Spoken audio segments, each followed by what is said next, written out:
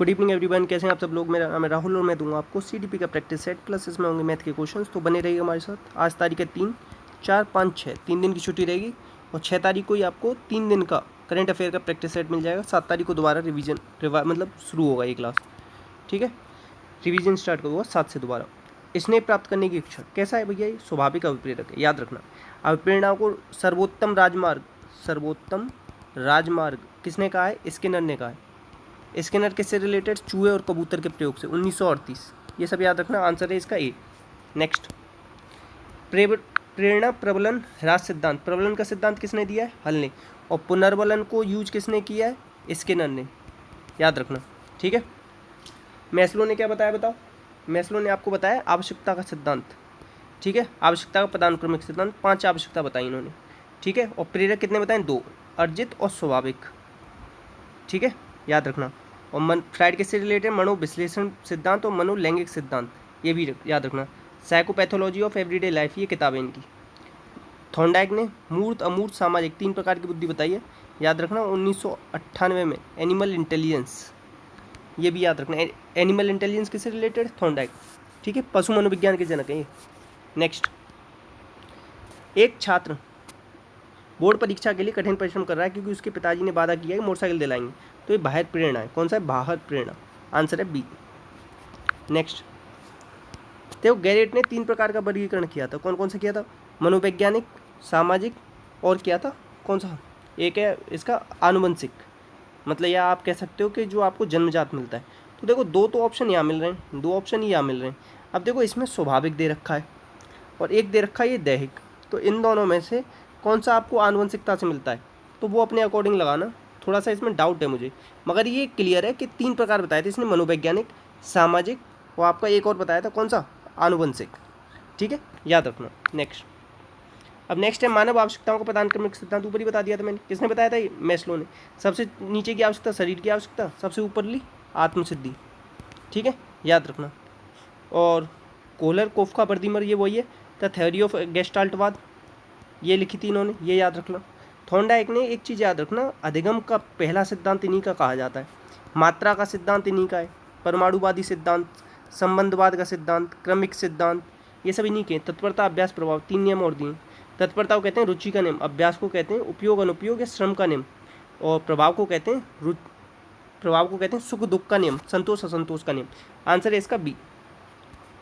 अच्छा, एक चीज़ और याद रखना, गिलफोर्ड ने 3 प्रकार के संवेग बताए, ठीक है, ये याद रखना, ठीक है। और त्रिआयामी सिद्धांत और त्रिअंशीय सिद्धांत, ये इन्हीं को कहते हैं, इसी के सिद्धांत को, गिलफोर्ड के, त्रिआयामी या त्रिअंशीय, ठीक। और त्रिविमीय भी बोलते हैं, याद रखना। और त्रितंत्र किसको बोलते हैं? स्टर्नबर्ग को। आंतरिक अभिप्रेरणा का उदाहरण कौन सा है? जन्मदिन पर पोशाक मिलना, गलत। फुटबॉल की टीम में चयन होना, गलत। स्वयं के लिए समस्या का समाधान करना, आंसर है बी। नेक्स्ट, डैश को एक अभिप्रेरित शिक्षण का संकेत माना जाता है जब बच्चे प्रश्न पूछते हैं, आंसर है सी। नेक्स्ट, उपलब्धि अभिप्रेरणा क्या है? उपलब्धि अभिप्रेरणा होती है चुनौतीपूर्ण कार्य में डटे रहना, बी। नेक्स्ट, एक बच्चा प्रायः कक्षा में प्रश्न पूछता है तो इसका मतलब क्या है? इसका मतलब है कि वो कैसा है? जिज्ञासु बच्चा है, बी। नेक्स्ट, प्रभावी एवं सफल नेतृत्व का आधार क्या होता है? समूह की सेवा। क्या होता है? समूह की सेवा, गलत। प्रभावी और सफल नेतृत्व का आधार होता है संपूर्ण समूह का हित। क्या होता है? संपूर्ण समूह का हित। थोड़ा सा डाउट था मगर अब क्लियर है, आंसर बी ही है इसका। नेक्स्ट, देखो भारत सरकार ने प्रारंभिक विद्यालयों के लिए मध्याह्न भोजन, ये वो मिड डे मील स्कीम चलती है ना 1995 से, वो याद रखना। और ये सबसे पहले तमिलनाडु में चालू हुई थी, ये भी याद रखना। ऑपरेशन ब्लैक बोर्ड 1986 में चालू हुआ था, याद रखना। तो ये किस पे आधारित है? मानवीय पे आधारित है, ठीक है, याद रख लेना। नेक्स्ट, इनमें से कौन सा शब्द प्रायः अभिप्रेरणा के साथ अंत्य बदलाव के लिए इस्तेमाल? अभिप्रेरणा कब होती है? जब आपको आवश्यकता होती है, आंसर है बी। नेक्स्ट, NaCH, नाच मेरी बुलबुल तुझे पैसा मिलेगा, तो नाचना भी एक तरीके की उपलब्धि है, आंसर है ए। अच्छा, मनोवैज्ञानिक मनोसामाजिक सिद्धांत किसका? एरिक्सन का। इन्होंने 3R का कॉन्सेप्ट दिया है, सिस्टोनिक डायस्टोनिक टर्म दिया है, इन्हीं को कहते हैं ईगो मनोवैज्ञानिक। चाइल्डहुड एंड सोसाइटी की किताब है। 8 इन्होंने अवस्थाएं बताई मानव विकास की, 8 ही किसने बताई बताओ? 8 ही बताई हैं किसने? कॉलसैनिक ने, ये याद रखना, ठीक है। और बस आंसर क्या हो जाएगा इसका? ए। नेक्स्ट, एक अच्छी पाठ्य पुस्तक किससे बचाती है? लैंगिक पूर्वाग्रह से। आंसर है सी। नेक्स्ट है आपका, एक निम्न में से कौन सा विकास का सिद्धांत नहीं? विकास कैसा है? पूर्वगत नहीं होता, सतत चलता है। संयोग का परिणाम थोड़ी ना होता है, कहते हैं ना संयोग से थोड़ी ना हो जाता विकास। आंसर है बी, व्यक्तिगत भिन्नता भी होती है। विकास ना एक चीज़ याद रखना, सामान्य से विशिष्ट की ओर चलता है, ये याद रख सकते हो। और क्या याद सकते हो? जीवन पर्यंत चलता है, ये याद रख सकते हो। ठीक है, विकास बहुआयामी है, ये याद रख सकते हो। आंसर इसका बी। नेक्स्ट, गर्भ के बालक को विकसित होने में कितने दिन लगते हैं? तो 280, 9 महीने लगते हैं ना। 9 गुणा 30 करो, 270। अब इसमें कुछ 31 वाले दिन भी होंगे, 275। तो मोटा मोटा एवरेज ले लेते हैं 280। नेक्स्ट, 6 या 7 वर्ष के बालक को दूसरे के विचार स्वीकार करने में योग्यता नहीं होती, क्यों? क्योंकि वो अहम केंद्रित होता है। किससे रिलेटेड? प्याजे का कॉन्सेप्ट है क्या? ईगोसेंट्रिक। कौन सी स्टेज? दूसरी स्टेज। क्या नाम है इसका? पूर्व संक्रियात्मक अवस्था। प्याजे कहाँ के थे? स्विट्जरलैंड। 3 से 12 वर्ष के बच्चों पर, 4 से 12 वर्ष के बच्चों पर प्रयोग किए थे, याद रखना। इन्होंने कितनी किताबें लिखी हैं? 32। इनके कितने बच्चे थे? 3, जिन पर प्रयोग किए थे इन्होंने। आंसर क्या आएगा इसका? बी। नेक्स्ट, मानसिक रूप से स्वस्थ अध्यापक की विशेषता है कि वो सांवेगिक रूप से संतुलित होता है। आंसर है ए।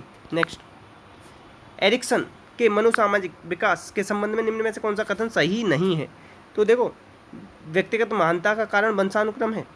वंशानुक्रम की बात इन्होंने कहीं कुछ नहीं की। समाज की है, सही बात है। सकारात्मक नकारात्मक की है, सही बात है। मूल पहचान किया है, मगर इन्होंने वंशानुक्रम के बारे में नहीं बताया। तो आंसर क्या हो जाएगा इसका? डी। ठीक है, याद रखना। नेक्स्ट, वह अवस्था जब बच्चा तार्किक रूप से तर्क करना कब शुरू करता है? बच्चा मूल संक्रियात्मक में, याद रखना। कंजर्वेशन आ जाता है, क्लासिफिकेशन आ जाता है इसी अवस्था में। ठीक, ये याद रखना। पूर्व संक्रियात्मक में क्या आता है? Intuitive reasoning. इसी में क्या आता है? Animism, egocentric. ठीक है, याद रखना। और संवेदी पेशी को 6 अवस्थाओं में बांटा जा सकता है, ये याद रखना। इसी में वस्तु स्थायित्व आ जाता है, याद रखना। A0B सिद्धांत इसी से रिलेटेड। ये जो ईगोसेंट्रिक बताया ना, इससे 3 पहाड़ का सिद्धांत रिलेटेड है। 3 पहाड़ का नेम दिया था प्याजे ने और क्या दिया? हेटेरोनॉमी, ऑटोनॉमी, 2 अवस्थाएं बताई हैं। Moral judgement of child, child conception of physical world, ये 2 किताबें भी हैं। ठीक है, औपचारिक में क्या आता है? अमूर्त चिंतन करना चालू करता है बच्चा। औपचारिक अवस्था किशोरावस्था से रिलेटेड है, ये भी याद रखना। आंसर क्या हो जाएगा इसका? सी। नेक्स्ट, अधिगम को प्रभावित करने वाला शिक्षक से संबंधित कारक कौन सा है? तो उसका है प्रस्तुतिकरण। कैसे ही वो प्रस्तुत कर रहा है आपको किसी भी क्वेश्चन को, या उसका आंसर कैसे समझा रहा है। ध्यान को केंद्रित करने की आंतरिक दशा, इसे क्या कहते हैं? इसे कहते हैं रुचि। सी। नेक्स्ट, बच्चे जैसा व्यवहार करना, ये क्या होता है? प्रतिगमन। क्षतिपूर्ति क्या होता है? सैंडल पहन लेना कम हाइट होने पे, या लड़के क्या पहन लेते हैं? हाई हील वाले जूते, थोड़े मोटे वाले आते हैं जो। ठीक है, याद रखना। प्रक्षेपण क्या होता है? प्रक्षेपण होता है नाच न जाने आंगन टेढ़ा, वो वाला हिसाब। ठीक, आंसर क्या है इसका? डी। नेक्स्ट, 12 वर्षीय बच्चा है, उसकी मानसिक आयु 10 है, तो किस श्रेणी में आएगा? देखो ऐसे निकालते हैं, मानसिक आयु बटे वास्तविक आयु गुणा 100। जब मानसिक आयु वास्तविक आयु से कम हो तो बच्चा हमेशा क्या निकलेगा? मंदबुद्धि निकलेगा, याद रखना ये चीज़। जब मानसिक आयु वास्तविक आयु से कम होती है ना, तो मंदबुद्धि होता है बच्चा। और एवरेज बच्चों की आयु, वो IQ क्या होता है? 90 से लेके 110, ये भी याद रखना। IQ का टर्म किसने दिया था? स्टर्न ने, शुरुआत स्टर्न ने की थी। इन्होंने क्लाउड पिक्चर टेस्ट दिया है पर्सनैलिटी का, मगर इसका IQ का फाइनल फॉर्मूला किसने दिया था? टर्मन ने। टर्मन ने बुद्धि को क्या माना है? अमूर्त योग्यता, आनुवंशिकता से प्रभावित होती है, ये भी माना है। 1916 में फाइनल फॉर्मूला दिया था। आंसर क्या है इसका? बी। नेक्स्ट, अच्छा, प्रतिभाशाली बच्चे कैसा चिंतन करते हैं? अभिसारी, ये भी याद रखना। नेक्स्ट, निम्न में से कौन सा सांवेगिक बुद्धि का घटक नहीं है? सांवेगिक बुद्धि डैनियल गोलमैन से रिलेटेड। इनकी किताब थी why EQ is more important than IQ। ठीक है, याद रखना। इन्होंने क्या दिया था? Self awareness, self regulation, self motivation, empathy और सोशल स्किल्स। 5 चीज़ें बताई हैं, ये याद रख लेना। ठीक है, डैनियल गोलमैन ने और किसकी बात की?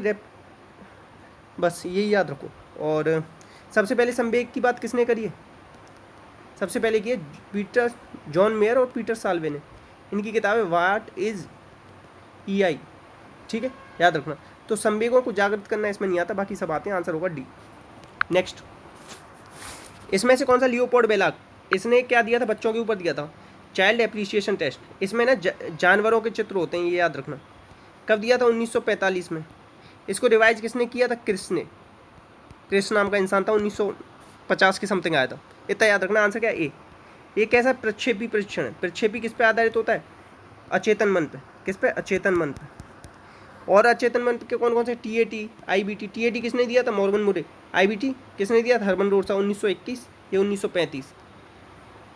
आंसर है इसका ए। नेक्स्ट है, पढ़ाते समय सामान्य कक्षा में अध्यापक सर्वाधिक ध्यान किस मनोवैज्ञानिक तथ्य पर आधारित होता है?